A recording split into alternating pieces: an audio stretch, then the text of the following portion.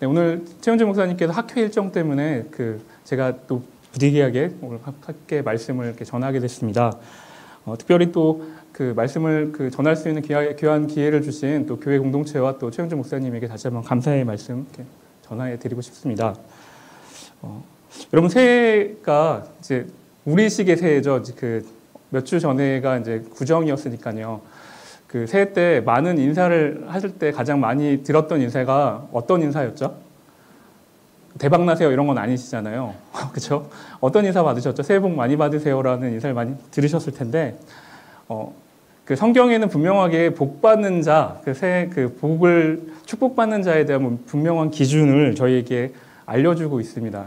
그래서 여러분, 오늘 말씀을 또 새해 이후에 저희가 말씀을 전해야 되는 부분들이 있어서 여러분에게 오늘 본문 말씀과 연관해서 복 있는 사람, 또 복을 받기 위한 하나의 비법을 여러분과 좀 나누려고 하는데요. 시편 1편은 분명하게 복 있는 사람에 대한 특징에 대해서 이야기하고 있는데, 여호와의 말씀을 주야로 묵상하는 사람, 그리고 악한 자와 동행하지 않는 사람에 대해서 분명하게 그런 사람이 복 있는 사람이다라고 이야기하고 있습니다. 즉 세상에서 이야기하는 대박나는 삶, 그게 축복된 것을 이야기하는 것이 아니라 예수님과 동행하는 삶, 그리고 예수님의 말씀에 귀 기울인 사람이 복 있는 사람이라고 시편 1편을 우리 가운데 이야기하고 있다는 것이죠. 그래서 여러분, 새해를 시작하시면서 무엇보다도 하나님의 말씀에 집중하시는 귀한 캠열의 성도님이 되시기를 다시 한번 축원드립니다. 아멘. 네. 그래서 여러분, 한번 옆에 분들에게 이렇게 좀 인사하셨으면 좋겠어요. 말씀에 집중합시다. 이렇게 인사하셨으면 좋겠습니다. 한번 인사해 볼까요? 네. 참 부담스러운 얘기지만 이게 말씀에 집중하시는 게 여러분 복 받는 삶이기 때문에 다시 한번 권면해 드리는 시간이었으면 좋겠습니다. 또 한 번 이렇게 인사할 텐데, 옆에 좌우에 다른 분들에게 말씀이 나를 살립니다. 이렇게 인사합시다. 같이 인사하겠습니다. 네, 정말입니다. 말씀이 여러분을 살리는 것이고 저를 살리는 것입니다. 여러분, 오늘 한 가지 말씀을 전하기 전에 한 가지 제가 소개할 프로그램이 있는데, 여러분 제가 정말 좋아하는 프로그램이어서요. 혹시 너의 목소리가 보여라는 TV 프로그램 혹시 아시나요?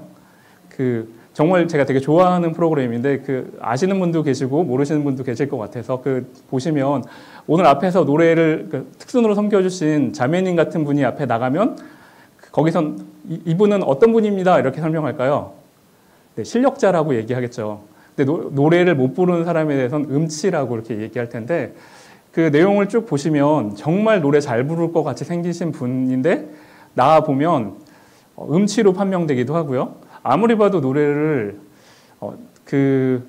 못할 것 같은데 노래가 딱 시작되면 실력자, 노래 정말 잘 부르시는 분으로 이렇게 판명되는 부분들을 보면서 가수가 나와서 이분이 실력자인지 그리고 음치인지를 분간하지 못하는 약간의 반전의 매력을 보면서 사람들이 되게 즐거워하고 또 시청자들이 되게 즐거워하는 것을 여러분 드라마가 아니죠. 프로그램을 보시는 분들은 참 즐거워하고 즐겁게 보시는 것 같습니다. 저도 그런 부분들 때문에 그 프로그램을 참 재밌게 보는데요. 그 프로그램을 보면서 제가 한 가지 그런 생각을 해봤습니다. 아까 말씀드린 것처럼 우리가 하나님의 음성 그리고 예수님의 말씀을 따라서 삶을 살아가야 되는데, 우리의 인생의 궁극의 마지막 때에 내가 지금까지 따라왔던 결정했던 수많은 것들이 알고 봤더니 주님의 음성이 아니었구나. 그리고 새해 이제 캠열에서 수많은 결정들을 하시고 많은 사역들을 결정하시고 따라가셔야 되는데, 이렇게 결정하고 따라왔던 수많은 것들이 주님의 음성이 아니라 세상의 결정과 방식이었구나라고 했을 때 우리가 너목보에서처럼 그냥 웃고 이거 주님의 음성이 아니었어 하고 끝날 수 있는 부분은 아니라는 거죠. 여러분, 한번 스스로를 한번 생각해 보시고 공동체적인 것들을 한번 생각해 보셨을 때, 우리가 나의 삶에 수많은 결정들을 하고 공동체의 수많은 결정들을 했을 때 이게 주님의 결정이 아니었고 나의 욕망을 따라서 해왔던 수많은 결정들이었고 그 음성들이었는데, 그 끝에 대해서 이건 내 결정이었어, 하나님의 음성에 대해서 내가 분간하지 못하고 결정했다라면 그것은 여러분에게 또 저에게 되게 치명적인 신앙적인 결점으로 다가오고 그 결과물들이 나올 수 있다는 것을 여러분은 살아오면서도 경험하셨을 거고 성경을 통해서도 우리에게 말씀하고 있다는 것입니다. 그래서 오늘 사실 요한복음 10장은 목자 되신 예수 그리스도에 대해서 이야기하고 또 그 목자를 따라가고 있는 양의 특징에 대해서 이야기하는데요. 과연 우리가 어떻게 하면 하나님의 음성, 예수 그리스도의 참 목자 되신 예수 그리스도의 음성을 잘 경청할 수 있는가에 대해서 오늘 말씀을 통해서 좀 같이 좀 돌아보려고 합니다.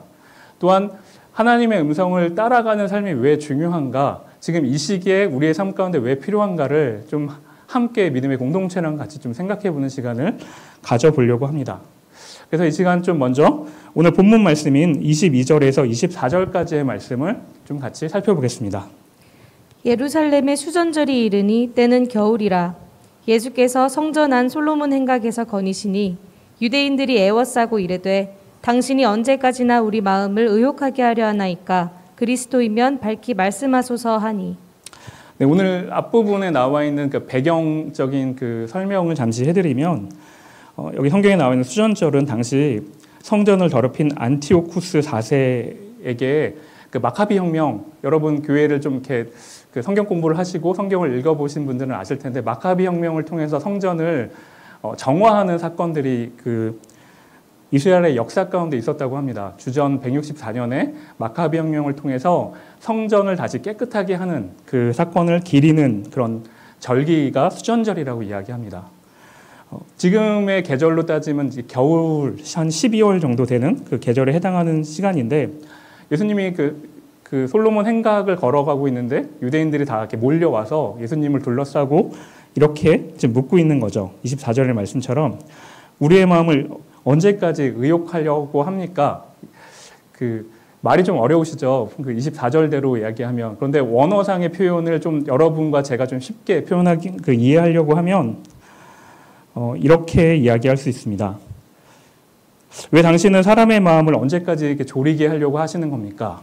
내지는 왜 우리의 마음을 이렇게 들었다 놨다 하시는 겁니까? 이게 지금 우리식으로 이해하자면 원어상의 표현대로 좀 끌고 와서 설명하자면 이렇게 설명할 수 있는 거죠. 사실 이제 유대인들이 예수님에게 진짜로 듣고 싶은 얘기가 뭐냐면 당신은 메시아입니까? 이거를 질문하고 싶은 거고, 그리고 예수님도 그냥 속 시원하게 그래 내가 맞아, 내가 메시아야 이렇게 대답하기를 유대인들은 지금 그 유도하고 있는 얘기가 오늘 앞부분에서 같이 읽으신 22절에서 24절까지의 말씀입니다. 그 오늘 본문 말씀에서 유대인들이 계속 가슴 조이고 당신이 정말 메시아가 맞아요? 사실 이들이 기다리고 있는 메시아는 전 인류를 구원할 메시아를 기다려야 하는 것이 아니라 마카비 혁명처럼 로마의 압제에서부터 자신들을 구원할 정치적인 메시아를 기다리고 있는 거기 때문에 예수님이 만약에 그래 내가 메시아가 맞아라고 이야기할 경우에 로마 당국에다 고발해서 정치적으로 예수님을 어렵게 하려는 심산으로 지금 계속 이런 질문들을 하고 있다는 것이죠. 그 에스겔서 혹시 대개 돌아가셔서 34장을 보시면 예수님이 메시아로 오시게 될 것들을 많은 성경에서 이제 예언하고 있는데 특별히 이제 오늘 본문인 요한복음 10장이랑 이게 맥을 좀 같이 하고 있거든요. 에스겔서 34장 보시면 참 목자 되신 목자가 오셔서 나의 양들을 먹이시고 너희 거짓된 목자들이 양들을 흩트는 것들에 대해서 하나님이 이렇게 대비적으로 언젠간 목자이신 참 목자가 와서 양들을 이렇게 모을 거야라는 예언을 에스겔서 34장이 하고 있습니다. 그렇기 때문에 이들은 지금 목자이신 예수 그리스도, 예수님이 이제 하시는 것들을 통해서 기대하고 있는 그 메시아가 맞아? 계속 이렇게 이야기하고 있는 내용들이 오늘 그 요한복음 10장의 내용이라는 게 맥을 통해서 같이 흘러가고 있다는 것이죠. 그런데 예수님이 정확하게 그래 내가 메시아가 맞아 이렇게 얘기하시는 것이 아니라 약간 두루뭉실한 것처럼 말씀하고 있는 내용이 오늘 성경 말씀 가운데 기록되어 있습니다. 한번 25절에서 26절까지의 말씀 한번 살펴보겠습니다. 예수께서 대답하시되 내가 너희에게 말하였으되 믿지 아니하는도다. 내가 내 아버지의 이름으로 행하는 일들이 나를 증거하는 것이거늘 너희가 내 양이 아니므로 믿지 아니하는도다. 예수님은 유대인들의 의도를 정확하게 파악하고 계시기 때문에 바로 내가 메시아야 이렇게 이야기하고 있지 않고 하나님께서 나를 통해서 하신 일들에 대해서 설명하면서 했는데 너희 믿지 않잖아라고 이렇게 이야기하는 내용들이 오늘 25절, 26절에 기록된 내용입니다. 사실 그 유대인들이 예수님이 행하신 놀라운 일들을 보았고 들었음에도 불구하고 그들이 저항하듯이 믿지 않는 이야기들이 계속 이제 그 사복음서에 기록된 내용이기도 합니다. 놀라운 표적을 보면서도 목자이신 예수님의 음성을 듣지도 않고 보고도 자신의 눈을 이렇게 가리고 있는 이야기들이 오늘 요한복음에 기록된 이야기라는 거죠. 여러분 댁에 가셔서 혹시 오늘 이제 전체적인 성경 말씀을 다 찾을 수가 없어서 제가 요한복음의 이제 중요한 부분들을 제가 여러분들하고 이렇게 나눌 텐데요. 요한복음 앞부분 그 10장을 보시면 양의 특징에 대해서 기록되어 있고 목자의 특징에 대해서 이렇게 반복적으로 좀 이렇게 기록되어 있는 것을 보실 수 있으십니다. 특별히 이제 4절에서 5절 말씀 지금 살펴볼 텐데 4절, 5절 말씀을 보시면 양과 목자의 특징에 대해서 잘 기록하고 있습니다. 다시 한번 4절에서 5절 말씀 보겠습니다. 자기 양을 다 내놓은 후에 앞서가면 양들이 그의 음성을 아는 고로 따라오되 타인의 음성은 알지 못하는 고로 타인을 따르지 아니하고 도리어 도망하느니라. 지금 유대인들과 예수 그리스도를 따르는 자들 간의 제자들 아니면 예수님을 믿고 따르는 자들의 분명한 차이점을 지금 예수님이 보여주고 계시는데요. 유대인들은 예수님께서 보여준 놀라운 표적들을 보고 들었음에도 불구하고 오늘 4절 5절의 말씀처럼 음성을 듣지만 예수님을 따르는 자들은 그가 자신의 목자인 걸 알므로 따라가고 다른 사람들을 따라가지 않는다라고 성경은 기록하고 있는 반면에 오늘 성경대로 유대인들은 보아도 따르지 않고 그리고 들려도 계속 다른 사람들만 따라가는 특징들을 오늘 성경이 우리 가운데 보여주고 있다는 것이죠. 여러분 양과 목자의 특징들 좀 있으면 제가 목자의 특성에 대해서도 여러분에게 말씀을 드릴 텐데 여러분 우리가 사도신경으로 하나님이 우리의 주인 되심 우리의 구원자 되심을 날마다 오늘 예배 때마다 또 새벽기도 지금은 정지되어 있지만 아침마다 예배 드릴 때마다 하나님이 우리의 주인 되십니다. 예수 그리스도가 우리의 주인 되십니다. 우리가 고백하는데 이런 고백한다라는 것은 예수 그리스도가 우리의 목자 되신다라는 것을 우리가 날마다 고백하는 것입니다. 그렇다면 여러분 지난 한 해를 돌아보고 지난 한 주를 돌아볼 때 나는 정말 예수 그리스도의 음성에 반응하고 또 그 말씀 가운데 순종적으로 잘 따라가고 있는지를 좀 돌아보실 수 있는 귀한 시간들이 되었으면 좋겠습니다. 우리가 영상으로도 예배를 드리고 있고 또 오늘 이렇게 현장에서도 많은 분들이 나오셔서 같이 예배 드리고 있는데 지난 한 주의 삶을 한번 돌아보셨을 때 난 정말 예수 그리스도의 음성에 민감하게 반응하고 있는가 아니면 아까 너목보를 제가 설명을 드렸지만 내가 정말 듣고 있는 나의 마음을 움직이고 있는 수많은 음성들 앞에서 내가 좋아하고 나에게 유익이 되는 목소리들 가운데서 내가 절제하지 못하고 그 음성들을 따라가고 있는가를 다시 한번 살펴보실 수 있는 귀한 은혜가 여러분과 저에게 있었으면 좋겠습니다. 사실 여러분이 제가 이렇게 말씀드렸을 때 이렇게 의아해 하실 수 있는 분이 계십니다. 목사님 어떻게 하나님 음성을 들어요? 하나님 음성 안 들리는데 어떻게 목사님 이단 아니에요? 이렇게 얘기하실 수도 있는데 여러분 한번 곰곰이 생각해 보시면 좋을 것 같은데요.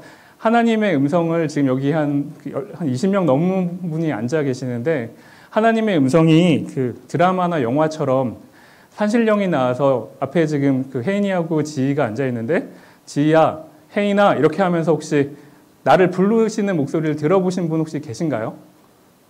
나는 하나님 음성을 정말로 실감나게 에코 막 들어가서 이렇게 나 부르는 거 들어본 적 있다 하시는 분 혹시 여기 계세요? 없으시죠? 그런 분 계시면 뒤에 원정숙 권사님 만나러 가셔야 되거든요. 심리 상담 한번 받아보셔야 돼서 예수님이 우리에게 말씀하실 때는 극단적으로 그렇게 찾아오시는 것이 아니라 여러분이 들고 계신 핸드폰 성경 아니면 활자화되어 있는 이미 게시해 놓으신 성경 말씀을 통해서 여러분과 저에게 말씀하고 계십니다. 그런데 정말 중요한 게 한 가지 있는데 우리가 이미 게시해 놓으신 성경 말씀을 죽어라 안 본다는 거죠. 저도 잘 안 보고 여러분도 안 보고 그러니까 주님의 말씀이 잘 안 들린다는 겁니다. 새해가 시작됐고 지난 한 해를 마무리하면서 우리가 곰곰이 한번 자신을 돌아볼 때 나는 주님의 말씀을 듣고 복 있는 자가 주님의 말씀을 주야로 묵상하는 사람이라고 하는데 얼마나 많이 하나님의 음성을 듣기 위해서 성경을 펼치고 아니면 매월 중순마다 생명의 삶으로 우리가 큐티를 하고 있는데 말씀을 한 주마다 내가 짬짬이 시간을 내서 그 말씀을 붙들고 살았는지를 한번 좀 돌아보실 수 있는 시간이 있었으면 좋겠어요. 절대로 여러분들을 제가 정죄하거나 비판하려고 이렇게 말씀을 전하는 것이 아닙니다. 오늘 말씀처럼 주의 말씀을 듣는 자가 주의 말씀을 불면하는 자가 예수 그리스도의 양이라고 오늘 성경이 우리 가운데 이야기하고 있기 때문에 말씀의 근거에서 여러분에게 다시 한번 권면해드리기 때문에 이 말씀을 함께 나누고 있는 것이라는 거죠. 제가 이 말씀을 준비하면서 그런 생각이 들었습니다. 지난주에 이제 함께 드린 예배 공동체에서 목사님이 그런 얘기를 하시더라고요.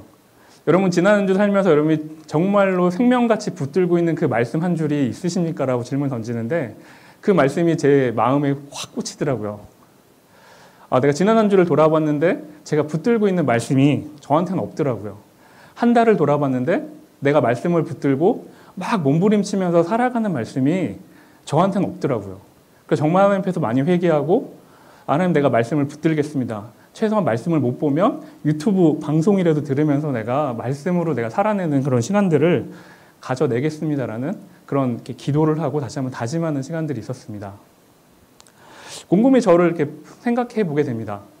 저한테 유익이 되는 부분들에 대해서는 제가 시간을 내서 그 자는 시간까지도 이렇게 쪼개서라도 제가 그것들을 찾고 바라보고 있는데 말씀 보는 거에서는 그 가치를 내가 인정하지 못하는 부분들이 있기 때문에 당연히 생명의 삶을 묵상하는 것 그리고 성경을 피는 시간들이 점점 뒤로 밀리는 거 아닌가 다시 돌아본다는 것이죠. 여러분의 일상을 한번 돌아보시면 내가 말씀을 묵상하지 못하고 성경을 못 피는 부분들이 드라마를 보는 시간들보다 여러분이 주식을 하는 시간보다 그리고 여러분이 좋아하는 게임을 하는 시간보다 더 가치가 낮기 때문에 여러분은 말씀을 피는 시간, 말씀을 묵상하는 시간, 말씀을 경청하는 시간보다 우리가 더 순위가 뒤로 밀리는 건 아닌지 좀 돌아보셨으면 좋겠다는 것이죠. 매번 우리가 선택하는 것들이 세상의 것들을 선택하고 있다라면 오늘 성경에서 우리 가운데 이야기하는 것처럼 우리는 예수 그리스도의 양입니다라고 우리가 떳떳하게 고백할 수 없다라는 것이죠.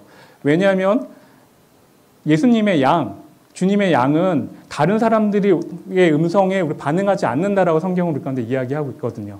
근데 우리는 너무 많은 것들을 우리의 마음을 빼앗기고 있고 그 음성에 너무나 잘 반응하고 있는 모습들이 우리의 모습 가운데 있지 않는지를 다시 한번 돌아보시는 귀한 시간이 됐으면 좋겠습니다.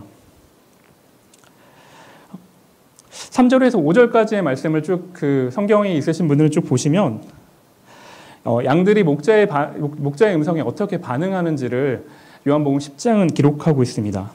지금 말씀드린 것처럼 목자의 뒤를 잘 따라가고 있고 그리고 양들은 그 양의 문으로 들어가서 구원을 받고 근원적인 꼴을 먹으면서 결국은 이게 뭐 비유적으로 설명한 거지만 결국 예수 그리스도가 주시는 그 말씀의 꼴을 먹으며 생명력을 유지한다라고 3절에서 5절은 우리 가운데 말씀하고 있다라는 것이죠.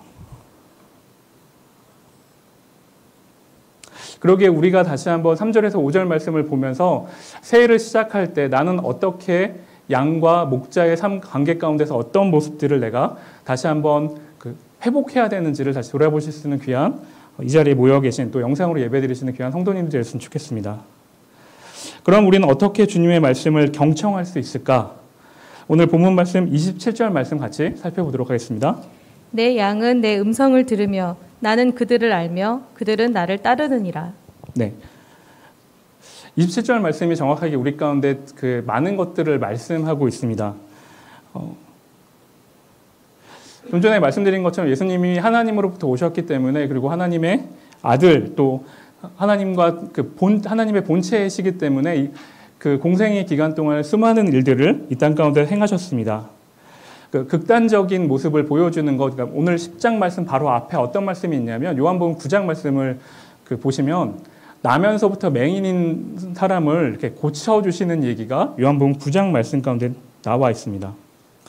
나면서부터 맹인인 사람을 예수님이 고쳐주시는데 이런 표적, 이런 이적을 행할 수 있다라는 것은 결국은 많은 사람들이 이제 누구의 죄 때문에 그렇게 된 겁니까? 얘기할 때 하나님의 영광을 위해서 준비된 사람이야 라고 예수님이 이야기하시면서 나면서부터 정말 불가능할 것 같은 맹인을 기적적으로 눈을 보이게 하시는 역사하심이 9장에 기록되어 있는데 그런 기적과 이적과 표적을 보여줌에도 불구하고 계속해서 그 기적을 보고 많은 유대인들은 이미 예수님이 하나님의 아들이다, 하나님부터 온 놀라운 기적이다라고 믿고 있음에도 불구하고 지금 종교 지도자들이 계속해서 이야기하는 것은 죄인이다, 난 믿지 않겠다, 복음에서 저항하는 얘기가 9장 말씀 가운데 기록되어 있다는 것이죠.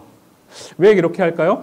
복음에 대한 수많은 이야기들이 그들한테 이런 것들이 있지 않기 때문에 예수님을 향해서 그 눈을 아예 가려버리고 예수님을 바라보지 않는 이야기가 9장 말씀 가운데 기록된 것이라는 거죠. 그 오늘 말씀은 그 9장 말씀은 영적인 맹인이 누구인가, 그리고 영적으로 장님이 아닌 대상이 누구인가를 비교한다라면 10장으로 넘어와서는 누가 예수님의 양이고 누가 예수님의 양이 아닌가로 지금 우리 가운데 말씀하고 있다는 것이거든요.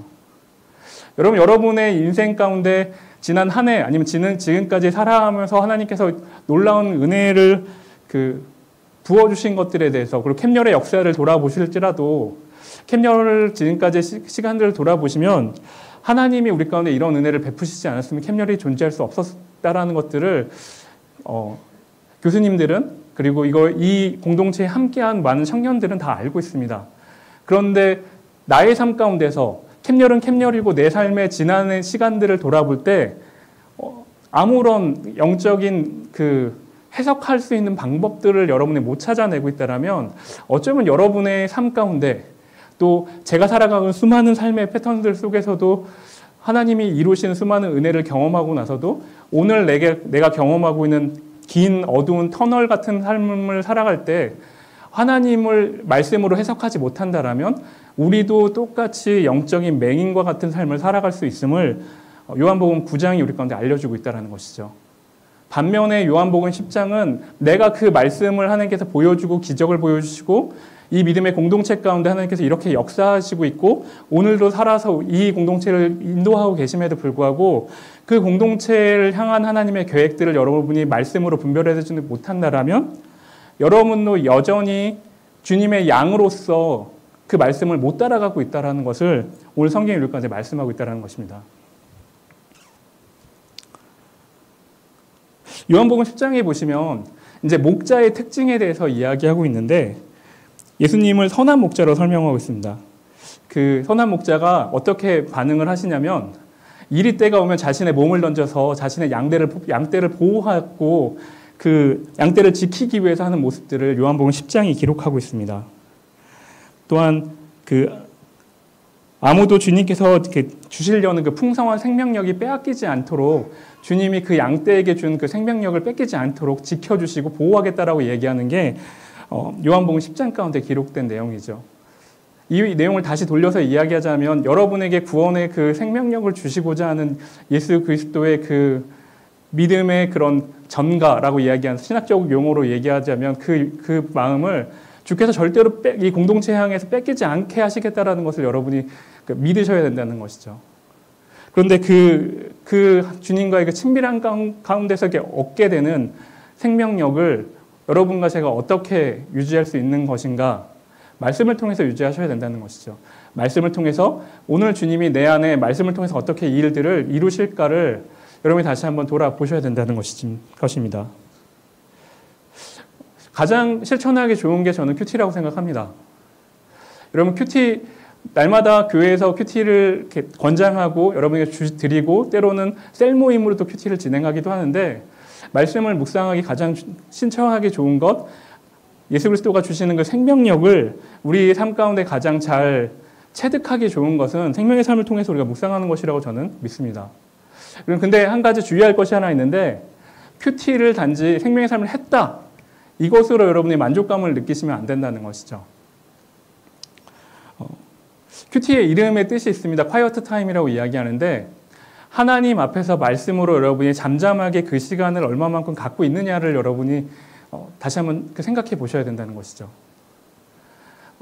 종종 이제 큐티하는 교회에 사역을 했었던 적이 있는데 물어보면 목사님이 설교하는 큐티 본문, 생명의 삶이 됐던 다른 매일 성경이 됐던 그 말씀 들은 거 그게 큐티했다라고들 이렇게 스스로를 위안하고 스스로를 많이 이렇게 그냥 그걸로 끝냈다라고 생각하는 청년들을 참 많이 만났습니다. 그런데 큐티의 원래 이름은 콰이어트 타임 아닙니까? 즉 여러분이 하나님 앞에서 말씀으로 얼마만큼 잠잠하게 주님이 이 말씀을 통해서 내게 무엇을 말씀하시고 내가 어떻게 이것들을 실천해 나가기를 원하시는지를 큐티의 가장 꽃은 적용이라고 이야기하는 것처럼 내 삶 가운데서 이것들을 어떻게 적용해내기 원하시는가를 좀 이렇게 고민하고 또 치열하게 생각해 내가 나가야 되는 것을 우리 가운데 말씀하신다는 것이죠. 어려울 수 있습니다. 하지만 내가 오늘 하루 나에게 주신 이 말씀을 붙들고 살아내는 것이 오늘 말씀을 통해서 우리 가운데 주시는 귀한 하루하루 주신 하나님의 그 응원이라고 저는 생각합니다. 그러기에 여러분 말씀을 묵상했는데 그리고 수많은 말씀을 들었는데 그리고 말씀을 통해서 수많은 성경 공부가 진행됐음에도 불구하고 여러분과 저의 삶 가운데 삶의 변화가 1cm도 없다라면 그리고 이 공동체가 말씀으로 실천하는 부분들이 하나도 없고 세상적인 수많은 부와 명예를 향해서만 달려가고 있다라면 여러분이 하고 있는 수많은 큐티의 부분들과 제자 훈련들과 그리고 1:1 제자 훈련 이 모든 것들이 무슨 의미가 있겠습니까? 여러분이 공부하고 말씀 읽고 그 수많은 그 몸부림들이 여러분과 저의 삶 가운데서 내가 세상으로 가려고 하는 그 발걸음을 다시 한번 이렇게 1cm라도 주님 곁으로 옮겨가는 그런 과정들 가운데 우리를 이렇게 이끌어가고 있다라는 그 확신이 여러분과 저에게 있어야 되지 않겠습니까? 그래서 저는 다시 한번 여러분에게 말씀드리기는 우리가 하나님을 우리의 목자 되신다, 우리의 주인 되신다라고 고백하는 믿음의 공동체가 주님의 말씀 앞에서 오늘 하루를 살아갈 때 그 말씀을 붙들고 살아낼 수 있는 그런 몸부림이 이 믿음의 공동체 가운데 있기를 다시 한번 축복드립니다. 그래서 아까 말씀드린 것처럼 어떤 지적인 만족감으로 큐티 말씀을 그냥 공부하는 것으로 끝내시는 것이 아니라 다시 한번 내가 이 말씀이 내 인생 가운데 어떻게 몸부림치면서 바꿔가는가를 좀 고민하셨으면 좋겠다는 것이죠. 여러분 성경에 나와 있는 예레미야, 에스겔, 수많은 선지자들이 나와 있는데 그들이 정말 위대한 믿음의 선진들이시죠. 그런데 그들을 설명할 때 제가 섬겼던 교회에서 목사님이 딱 한마디 하시더라고요. 말씀으로 시대를 분별할 수 있는 사람들이 선지자입니다라고 그 한 말씀이 저한테는 참 맞는 인사이트를 주셨습니다. 만약에 여러분들이 오늘 큐티 책을 펴서 말씀을 묵상했는데 지금 일어나는 수많은 그 시대의 상황들을 향해서 말씀으로 그것들을 해석해내실 수 있으시다라면 여러분들이 선지자이시란 거죠. 여러분이 느헤미야서를 묵상하는데 오늘 내가 느헤미야처럼 내가 무너진 나의 공동체를 여러분이 다시 세우기 위해서 벽돌 한 장을 다시 세워갈 수 있는 일 가운데 나를 하나님께서 부르셨다라면 여러분이 느헤미야가 될 수 있다라고 저는 성경을 통해 다시 한번 권면드리고 싶다라는 것입니다. 여러분 인생을 살다 보면 오늘 본문 말씀에 이제 11장으로 가면 죽은 나사로를 방문하시는 하나님 예수 그리스도의 모습이 등장합니다. 근데 죽은 나사로가 이미 나흘이나 지났다라고 성경은 이렇게 기록되어 있어요. 제가 그 요한복음 11장 말씀을 이렇게 큐티하는데 저한테 하나님이 주시는 그 말씀은 저의 인생 가운데서 또 여러분의 인생 가운데서도 저의 힘과 여러분의 힘으로도 안 되는 이미 나흘이나 지난 그 시간들이 존재하더라고요. 아무리 노력해도 당시에 예수님이 계셨으면 내 오라버니가 죽지 않을 것 같은 그 상황들이 있는데 주님은 내 오라비가 죽은 이미 시체가 된 나흘의 시간들을 우리 인생 가운데 허락할 때가 있다라는 것이죠. 그때 예수님이 오셔서 아무것도 안 될 것 같은 상황 가운데서 예수님이 일하시는 시간들이 분명히 존재한다라는 것이죠. 그런데 여러분과 제가 말씀의 기준으로 그것들을 해석할 수 없으면 우리 입에서 나오는 것들은 원망과 저주의 말들밖에 나오지 않는다는 것이죠. 아픔의 말들밖에 나오지 않는다는 것이죠. 저는 권면드리기는 여러분의 인생 가운데 때로는 어두운 터널과 같은 시간들, 아픔의 시간들을 통과하는 그 시간 가운데 말씀으로 여러분이 다시 한번 그 시간들을 견뎌내고 나뿐만 아니라 내 옆에서 주저앉아서 울고 있는 누군가를 위로할 수 있는 귀한 은혜가 이 믿음의 공동체 가운데 있기를 축복합니다. 여러분 그 일들을 지금 충분히 하고 계시고 있지 않습니까? 미얀마 땅에 있는 정말 어려운 지체들을 향해서 그리고 지금 가장 강도 만난 자와 같은 정말 힘든 상황 가운데 있는 그 지체들을 향해서 여러분 손을 내밀어 드리고 있는데 그거에 대한 근거를 여러분 어떻게 이야기하시겠습니까? 하나님이 여러분의 인생 가운데 이렇게 일하시고 있고 이 공동체 가운데 놀라운 일들을 펼쳐내고 계시는데 우리가 할 수 있는 것 너머에 하는 일들 이 정도는 캠열이 할 수 있었어 이런 고백 말고 캠열을 통해서 하나님께서 놀랍게 일하셨어라는 이 고백을 올 한 해 여러분이 고백할 수 있는 귀한 믿음의 성도님들 되었으면 좋겠습니다. 이제 말씀을 좀 제가 정리하려고 하는데요. 저는 신영복 교수님이 쓰신, 그러니까 고 신영복 교수님이 쓰신 짧은 글 하나를 여러분에게 읽어드리고 오늘 전체적인 설교를 제가 마무리하도록 하겠습니다. 신영복 교수님이 이런 글을 쓰셨습니다. 여러분 나침판 아시죠? 요즘은 나침판 잘 안 쓰지만 어디 가려고 해서 나침판 이렇게 쓰면 그 바늘이 이렇게 막 흔들리는 거, 그래서 N극을 이렇게 가리키는 것은 사실 북쪽이라는 것을 우리가 여러분 잘 알고 계시는데, 신영복 교수님이 이런 글을 365 매일 감사란 글에서 이렇게 쓰셨습니다. 북극을 가리키는데 지남철은 무엇이 두려운지 항상 바늘 끝을 떨고 있다. 여인 바늘 끝이 떨고 있는 한 바늘이 가리키는 방향을 믿어도 좋다.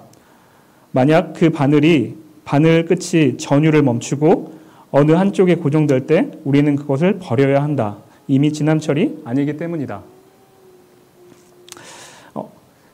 그 짧은 글인데 이 글 보면서 저는 다시 한번 제 신앙의 삶의 모습들을 다시 한번 생각해 봤습니다. 여러분도 그렇고 저도 그렇고 정말 긴장되는 그리고 어려운 순간들을, 또 특별히 코로나라는 어려운 상황들 속에서 여러분이 같이 걸어가고 있고 삶을 살아가고 있고 또 신앙인으로서 이 길을 걸어가고 있는데, 이 그 팽팽한 긴장감 속에서 여러분을 다시 한번 이렇게 기준을 삼게 하고 있는 그 기준은 어떤 것인지를 좀 돌아보셨으면 좋겠습니다. 나침판은 북쪽을 가리키기 위해서 항상 떨리듯이 이렇게 흔들리고 있다라고 신영복 교수님이 이야기합니다. 그런데 그 떨림이 없어서 그냥 멈춰져 있으면 나침판으로서 그 용도가 다한 것이기 때문에 그건 버려야 된다고 이야기하죠. 여러분의 인생 가운데, 저의 인생 가운데 내가 신앙인으로서 세상의 결정과 그리고 신앙의 결정을 해야 될 그런 중요한 순간들이 있을 텐데, 그때마다 각자의 마음 가운데 이런 떨림들은 좋은 것이라고 생각합니다. 고민의 시간, 고뇌의 시간, 때로는 그것들을 결정하기 때문에 외로움에 홀로 있어야 될 시간들은 참 필요한데, 우리 안에 더 이상 그런 시간들이 없다라고 상황을 생각한다라면, 이미 여러분의 마음 가운데 이미 말씀을 선택하고 하나님의 나라를 선택하는 그런 마음들이 이미 무뎌져 있다라는 것을 성경이 우리 가운데 다시 한번 보여주는 것이기도 한다는 것이죠.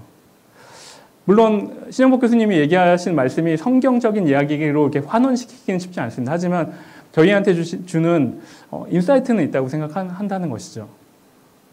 여러분, 내가 무언가를 결정할 때마다 그런 떨림, 하나님의 말씀의 기준으로 내가 이것들이 이 믿음의 공동체가 내가 신앙인으로서, 예배자로서 선택하는 것들이 아무것도 없고 그저 그냥 나에게 피로와 만족과 나의 유익들에 따라서만 내가 그 음성에 귀 기울이면서 그것들만 선택하고 있다라면, 여러분 더 이상 여러분의 신앙인으로서 무엇을 선택하고 있는가에 대한 부분들에 대해서 아무런 기준 없이 그냥 나는 오늘도 주님의 음성과 상관없이 살아가는 사람이라고 요한복음 10장이 우리 가운데 이야기한다는 것이죠. 만일 그렇게 무뎌져서 아무런 떨림 없이 말씀 앞에 선 사람으로서 단독자로 살아가는 마음이 여러분 앞에 지난 시간 가운데 없으셨다라면, 오늘 신영복 교수님이 얘기한 것처럼 그 무뎌졌던 마음들을 던져버리실 수 있는 은혜가 오늘 이 자리 가운데 있으셨으면 좋겠다는 것이죠. 다시 말씀을 기준으로 그 떨림, 두려워서 떠는 것이 아니라 내가 하나님의 말씀을 너무 사랑해서 날마다 하나님과 동행하는 것이 너무 기쁘고 즐거워서 이 삶의 길들이 너무 고단스럽지만 주님과 함께 생명의 길을 향해서 내가 선택해 나갈 수 있는 은혜가 여러분 가운데 있었으면 좋겠습니다. 새해에는 여러분의 삶 가운데도 이 믿음의 공동체 가운데 말씀의 떨림을 회복해 나가시는 귀한 공동체가 되었으면 좋겠습니다. 그래서 여러분과 저의 삶 가운데 말씀을 듣는 것, 말씀을 실천하는 것, 말씀을 향해서 나가는 것이 믿음의 시작이 된다는 것을 믿고 서로 격려해 나갈 수 있는 귀한 믿음의 공동체 되기를 다시 한번 주님의 이름으로 축원드립니다.